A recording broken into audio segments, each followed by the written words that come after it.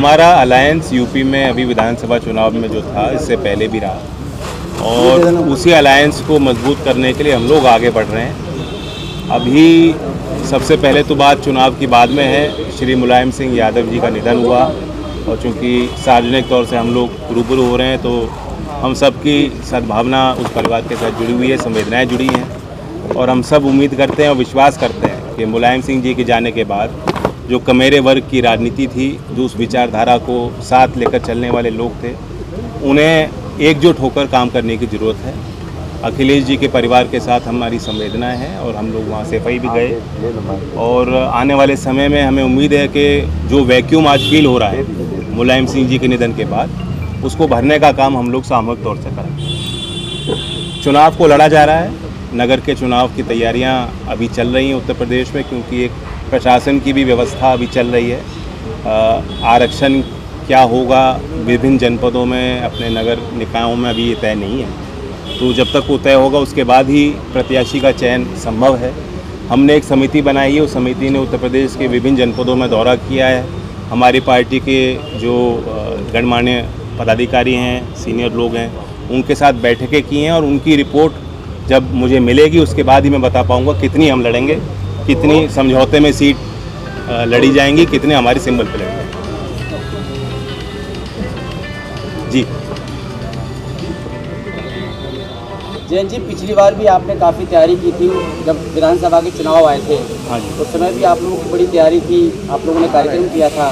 इस बार किस तरीके की तैयारी है, क्योंकि गुजरात भी और हिमाचल प्रदेश भी, तमाम राज्यों में भी चुनाव हैं और उपचुनाव भी चल रहे हैं, तो किस तरीके से आज केपी चौधरी को राष्ट्रीय लेवल का पद दिया गया है, किस तरीके की तैयारी है? देखिए, हमारे नाम में राष्ट्रीय है और पार्टी का भले ही आज हमारा स्वरूप अलग दिखता हो, लेकिन विचारधारा विराट है और एक इतिहास है। जिन प्रदेशों के आप जिक्र कर रहे हो, बल्कि पूरे उत्तर भारत में लोग हमारे दल को जानते हैं, पहचानते हैं। हमें अपनी विचारधारा समझाने की ज़रूरत नहीं है, अपने काम बताने की ज़रूरत नहीं है। और उसी दिशा में जब केपी चौधरी जी, क्योंकि अपने आप में एक राष्ट्रीय संगठन से जुड़े हुए हैं, इनका करियर पूरा उन्होंने दिया है समाज को संगठित करने में। हमारे अध्यक्ष जी यहाँ आए हैं परिसंघ की तरफ से, तो इनका भी अपना एक दायित्व रहेगा कि पार्टी का विस्तार, संगठन का विस्तार आज उन प्रदेशों में दोबारा वही स्वरूप हमारा बने और संगठन में जिम्मेदार लोग जो अच्छा काम कर सकते हैं, ज़मीन पर रहते हैं, उन लोगों को जोड़ा जाए। तो सर, लगातार बहुजनों की आवाज़ कई दशक से आप उठा रहे हैं और वर्तमान में जो ज्वलंत मुद्दा है 22 प्रतिज्ञाओं को लेकर, उसको आप जारी रखेंगे? ये आपसे पूछ रहे हैं। देखिए, इसमें जैसा मैंने अभी थोड़ी देर पहले कहा कि हमारे जो राष्ट्रीय अध्यक्ष हैं, उनका जो विज़न है वो पूरा समाजवाद को उनका वो अवतरित करते हैं व्यवहारिकता में। जब हमारी समाज की बेटी हाथरस के अंदर उसके साथ रेप करके उसकी हत्या हुई, तो हमारे राष्ट्रीय अध्यक्ष को पूरे देश के लोगों ने पुलिस की लाठी खाते हुए देखा। पहले व्यक्ति हैं, पहले राजनेता हैं जिनको लाठी खाते हुए पूरे देश ने देखा। उसके बाद अभी जब राजेंद्रपाल गौतम का इशू आया तो राष्ट्रीय अध्यक्ष का टेलीफोन मेरे पास आया कि हर आदमी को 22 प्रतिज्ञाएं, उसका धर्म, एक हमारा देश जो धर्मनिरपेक्ष राष्ट्र है, हर आदमी को अपने धर्म के हिसाब से आचरण करने का अधिकार है। 22 प्रतिज्ञाएं अगर वो पढ़ रहे हैं तो इसमें कोई बुराई नहीं है। और अगर उनकी पार्टी उनको सहयोग नहीं कर रही है राजेंद्रपाल गौतम को, तो आप उनको कहो कि हमारा भरपूर सहयोग राजेंद्रपाल गौतम के साथ है। और राष्ट्रीय सचिव होने के नाते, तब मैं राष्ट्रीय सचिव था, आज मैं राष्ट्रीय महासचिव बना हूँ, तो राष्ट्रीय सचिव के रूप में आपने देखा कि मैं राजेंद्रपाल गौतम के उस समय आंसू पूछ रहा था जब वो अपने घर पर बात करते करते भावुक हो गए थे, तो मैंने उनको ढांढस बजाया और पूरे NDTV ने, इंडिया टीवी ने, सारे नेटवर्क ने उसको दर्शाया। और जब परसों रैली हो रही थी तो रैली का आपने देखा होगा कि पूरा संचालन, आपने मीडिया के लोग साक्षी हैं, किस तरह मैं भीड़ को नियंत्रित कर रहा था, लोगों को किस तरह लेकर के हम लोग 26 अलीपुर रोड तक पहुंचे हैं। तो हमने राजेंद्रपाल गौतम को इसलिए नहीं कि वो MLA है आम आदमी पार्टी के, इसलिए क्योंकि बाबा साहब अम्बेडकर की 22 प्रतिज्ञाओं का मामला था, बाबा साहब की ये प्रतिज्ञाओं का इशू था, इसलिए हमने समर्थन किया। कोर्स को किसी व्यक्ति को समर्थन नहीं किया, लेकिन उनकी पार्टी के किसी MLA ने, किसी MP ने, किसी प्रवक्ता ने, किसी कार्यकर्ता ने, किसी भी एक भी आदमी ने राजेंद्रपाल गौतम को समर्थन नहीं दिया। इस पर हमारे मेरे ख्याल है नागपाल जी ने, हमारे जो है वैभव जी ने बहुत सारे सवाल पूछे, उन्होंने उसका जवाब दिया कि राजनीतिक किसी सवाल का जवाब मैं नहीं दूंगा। लेकिन सौभाग्य से वो आज भी आम आदमी पार्टी के MLA भी हैं और वो अभी उन्होंने उससे इस्तीफा नहीं दिया। तो समाज ने जो समर्थन दिया है या देश ने समर्थन दिया है, वो बाबा साहब की 22 प्रतिज्ञाओं के लिए दिया है। और मैं बड़े गर्व से कह सकता हूं कि मेरे राष्ट्रीय अध्यक्ष चौधरी जयंत सिंह जी ने उसी दिन मुझे आदेश किया कि इसमें राजेंद्रपाल गौतम जी को इस कॉज पर आज समर्थन दीजिएगा।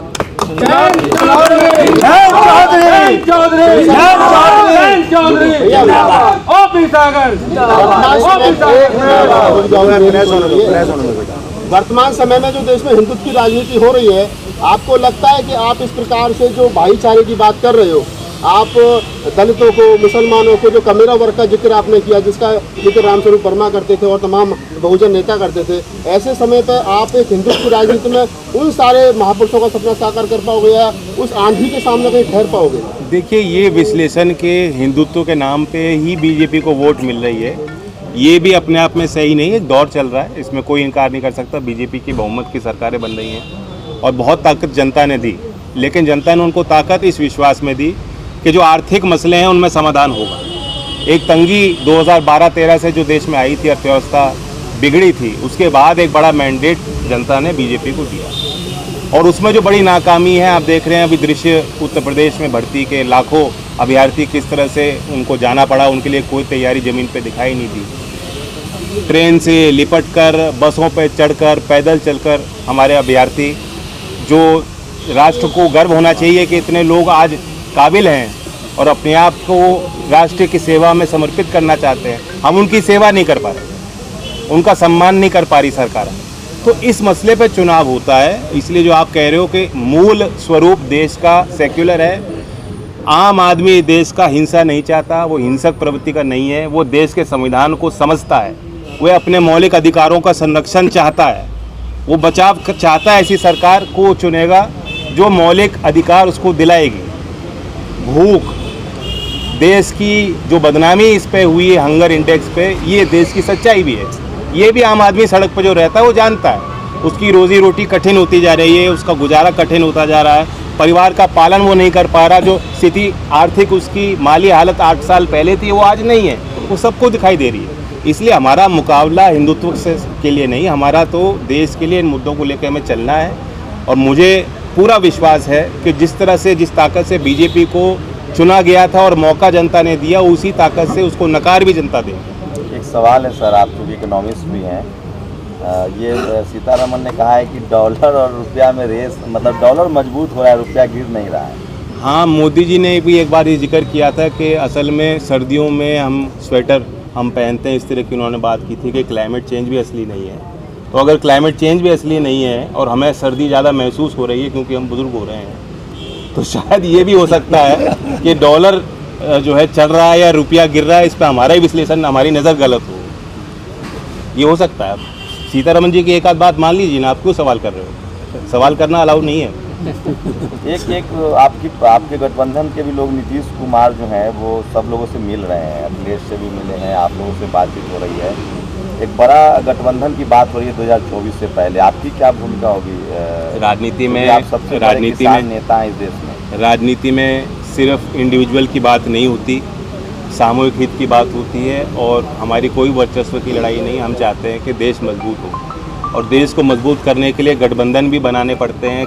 ये भी सोचना होता है कि राजनीतिक संभावनाओं को तलाश करके क्या हम रास्ता चुने कि वोटर को, मतदाता तक हमारी बात पहुंच सके, उसे वो बात हमारी पसंद आए। नीतीश जी की उसमें बड़ी भूमिका रहेगी क्योंकि एक मैच्योर परिपक्व लीडर हैं, उनका अपना एक ट्रैक रिकॉर्ड है, बिहार में उन्होंने करके दिखाया है और बिहार के पिछड़ापन के खिलाफ उन्होंने जिस तरह से एक लोगों का सहयोग उनको मिला बार बार मुख्यमंत्री के तौर पर, उनको देश ने देखा है। मैं समझता हूँ कि एक प्रभावशाली चेहरा है और उनको साथ जोड़ करके हमें मजबूती मिलेगी गठबंधन के चेहरे के तौर पर। मैं समझता हूँ कि देश में जो अगला चुनाव होगा उसमें ये भी एक नाम है जिस पे देश को सोचना चाहिए। प्रभु जी, आप क्योंकि राजनीतिक बैकग्राउंड से आते हैं और आपके साथ जो नाम जुड़ा है विश्वविख्यात नाम बहन कुमारी मायावती जी का, आप उनके परिवार से, उनके सगे भतीजे हैं, क्यों उधर से इधर आए, क्या वजह थी और समाज को कैसे डिफाइन करोगे? देखिए, चूँकि 2012 से मैं लगातार बसपा से अलग होकर मैंने काम किया और सभी जगह काम करने के बाद, अपना संगठन बनाने के बाद, चुनाव में जाने के बाद और यहाँ तक पहुँचने से पहले मैंने देखा कि जिस मुद्दे पर फूले साहू अम्बेडकर जी के मुद्दे पर, मानव काशीराम साहब के संघर्ष के ऊपर जो एक बड़ा मूवमेंट तैयार हुआ, जिसको सभी बहुजनों ने मिलकर साथ मेहनत के बल पर यहाँ तक खड़ा किया, चलाया, सरकार बनाई।